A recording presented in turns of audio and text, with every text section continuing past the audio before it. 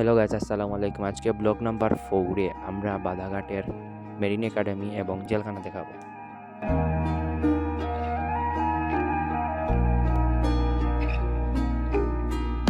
তারপর দেখতে পারছেন আমরা এসে গেলাম বাংলাদেশ মেরিন একাডেমির সামনে।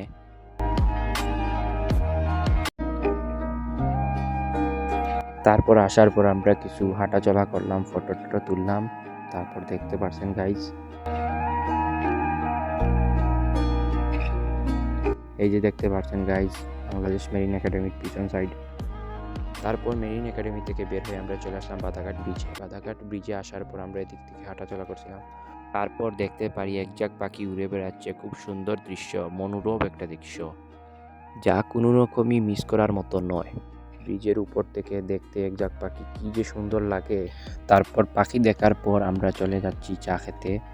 জেলখানার পাশেই একটা দোকান আছে যেটার চা খুবই স্বাদের। দোকানে যেতে যেতে আপনারা ভিউগুলা দেখতে থাকেন এবং আমাদের সাথে থাকেন।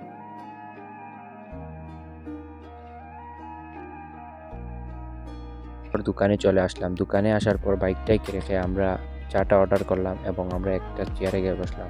তারপর বাইকটি এনে চা দেয়। তারপর আমরা তিনজন মিলে চাটা খেলাম। চাটা কিন্তু খুব সুস্বাদু। আজকের ব্লগে পর্যন্তই। আপনারা আমাদের সাথে থাকবেন, লাইক করবেন, সাপোর্ট করবেন এবং আপনার ভালোবাসা দিয়ে থাকবেন।